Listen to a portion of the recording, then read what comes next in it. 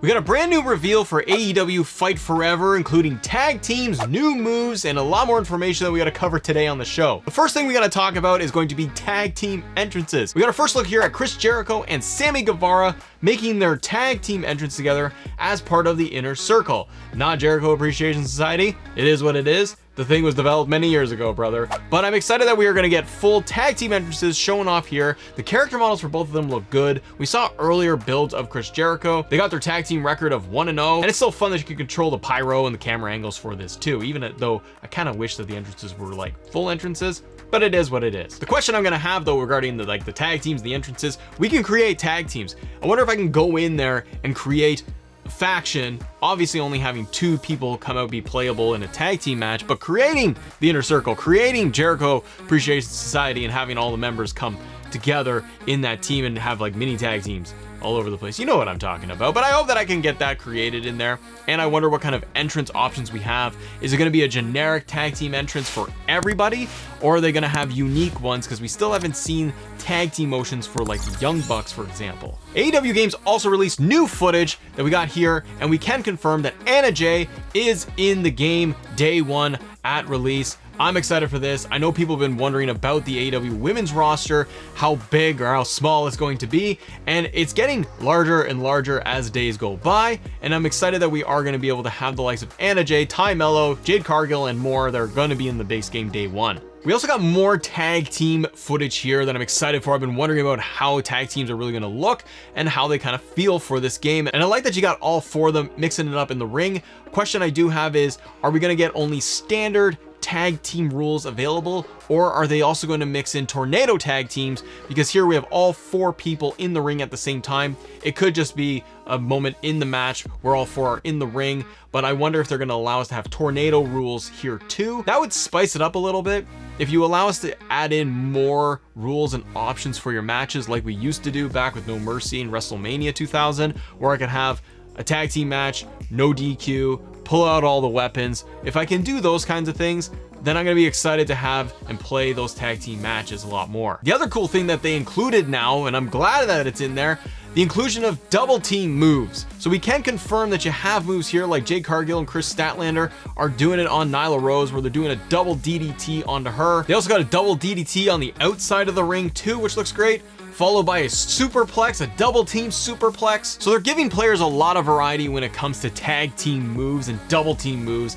That I'm glad that they are doing, because my problem when I have 2K is the tag team matches are kind of bleh, and they're not as much fun, and the AI is kind of wonky, and the hot tags don't, nothing feels like it works quite right. Because it's more arcadey with AEW, I think that we got a better shot to have better, more fun, engaging tag team matches that you're gonna want to play. Because not everybody likes to do tag team matches in 2K. They sometimes go on forever. So hopefully in Fight Forever, it's not like that. Now, another cool thing that they included here in this footage is going to be the inclusion of the playable character of Aubrey Edwards, the referee. We know that Aubrey Edwards is going to be a unlockable along with Paul White in the base game when you go through the item shop, and you can unlock her in the game to be able to use her in a match, and we finally see that here. Jade Cargill giving her a giant spine buster. And there is still the original referee in the ring, so it's a little confusing. But it does mean that you can use her in there, and you can go in and you could change the attires for everybody, for all of the wrestlers, including Aubrey in this case, I would assume. So then you could actually give her a different look altogether. Now I want to touch on this title belt too for a second here. We got Jade Cargill entrance with the TBS championship. Your record is 1-0. She's got no winning streak right now, brother. But here's the thing. I really like how the TBS title is looking. I know it's covered up by the plate there in the front. You can't see all of it, but there is good lighting reflections. It's big on her, which I like. It's not this tiny little belt. We've seen different footage of the belts. We've seen the victory motions with them holding up the title belts, and it looks very flat, cartoonish, no detail. But then we've seen the likes of the TBS and the TNT title, and it looks like they have an updated model here for the belts, and they look bigger, they look better, they look like they have way more detail. So I hope this is a situation like we saw with Eddie Kingston's render and model, where there was an early build of it and it looked scary, and then they gave us the updated one that had more of the textures, more detail added on, and it looked way better.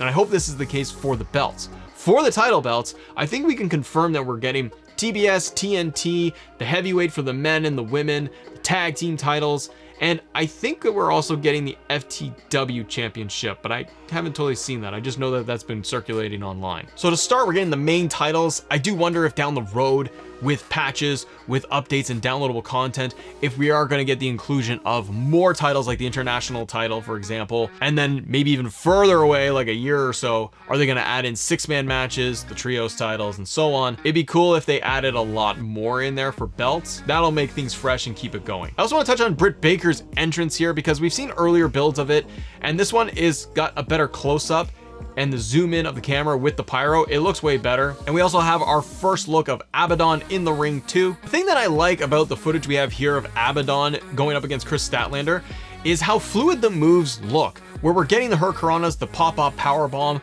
Everything is moving at a good pace. I like the look of all of the moves that they're pulling off here. It just looks very polished for even just being an arcade game. Because it's arcadey, it's gonna have a quicker, snappier gameplay style. Everything's gonna move at a faster pace, but I like how the moves look in this breakdown. Comment below, what do you think about all of the recent footage we got for the gameplay? And with more of the footage, we've also got more double team moves that they have shown off here, like back body drops being done. And we've seen some footage too where you can do kind of time it out for double team moves where you're going to throw your opponent to the mat and then your other partner is going to the top rope to do a splash. So they're showing off that we can kind of do stuff in tandem together as a tag team. That's going to be a lot of fun. But one really cool thing that they did show off here is going to be able to do a power bomb to the steel steps. Jade Cargill has Ruby Soho here, giving her a power bomb onto the steel steps, and it looks great. And why I'm excited for this is being able to have more interaction around the ring. We also saw footage of Brody Lee doing this to Dustin Rhodes with the barricade spot, and it tells me that there's just more interaction around ringside, which is something we don't totally get with 2K. Yeah, you can throw them into the corner of the barricade, hit them off the apron a little bit, but where we don't have interactions with the steel steps in a 2K game, and here we do, and that's the stuff that I like to see. And I mentioned Brody Lee, and we do have his entrance here. The Exalted One is in, his model looks great. He's got the Dark Order goons behind him with the smoke. It looks awesome. And his match against Dustin Rhodes looks really, really fun. The character models for both Rhodes and Brody Lee look excellent. I'm happy with them. And I love this spot where he's doing a back suplex to Dustin Rhodes through the barricade so that you can see it completely falls over, which is a nice touch. So more interaction with everything around ringside is going to go a long way, make like hardcore matches feel very hardcore. And you can see Brody Lee also doing an apron powerbomb to Dustin Rhodes. Now I wonder if this is going to be more in line with like OMG moments and having to trigger them for specific wrestlers based on kind of their move set. There was this screenshot that has been going around for guardrail dive offense. So it enables the use of dive attacks from the guardrails, and then it tells you how to pull this off. So I kind of wonder if each wrestler is going to have something kind of unique that they can pull off, or that you could assign to them in order to get them to do like an apron power bomb, for example. If they do this, it creates more variety and it just allows you to do a little bit more in the game, and I like that. And then we got the icon, Sting. Stinger is here. Winter is coming. He's coming everywhere. Don't get your mind out of the gutter. But Sting makes his entrance. It's got the snowflakes for Winter is Coming from his original entrance, which I really like. The Sting model looks excellent. He's going up against Jon Moxley here and pulling off all his major moves. Like he's got a pile driver. He's got the Stinger splash as well. And having legends like Sting in the game goes a long way, beefing up that roster, and hopefully we get more legends down the road. And then we could also go in and we could modify Sting's attire. We could go and give him different looks. I can get Wolfpack Sting if I want to, hopefully, maybe. But maybe I could just dress him up in something different. Make him look a little bit more WCW or Joker Sting. I don't know, but maybe I got more options when it comes to attires, because we do know that we can do alternate attires for all of the wrestlers in the game. Dankoffs himself tweeted this out. Shout out to the man, the myth, the legend. But he tweeted out something regarding editing the wrestlers and custom creations. And first of all, he says you can edit AEW wrestlers' attires, which is great. I love that it's not going to be just tied to the shop to do that, and that we're going to get more slots to be able to change the Bucks,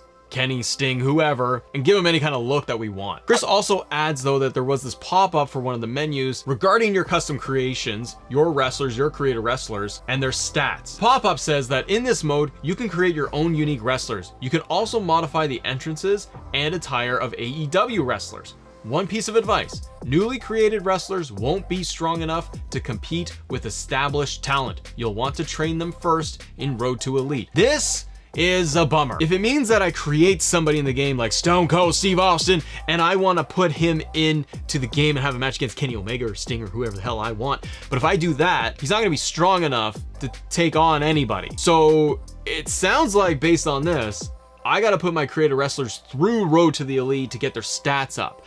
If that's what it's tied to for creations, I don't like that. Let me know what you think, but I think that is something negative for this game. If the only way that I can increase my creation stats is by finishing or going through Road to the Elite and doing mini games and doing challenges, I don't think it should be directly tied to that. I should be able to go and create my wrestler and then just have a tab for attributes and increase their attributes as I wish, especially for an arcade style game. And they're not giving us attribute points to spend on anything in the game for like pre-orders or anything like that. So if it is tied to Road to the Elite then better be very quick and just quick turnaround that I can get these characters through them. But if you're somebody that wants to create entire rosters, having to go through and change their stats or complete Road to the Elite to increase their stats and their performance, that's going to be a slog. So I hope that's not the case and that we can modify how we want, but they are suggesting that I got to take them through Road to the Elite. And for that, I say, Dummy. Yeah. Thanks for watching, everybody. Leave a like and subscribe to the channel if you guys enjoy videos like this. I'll see you on the next one. Bye.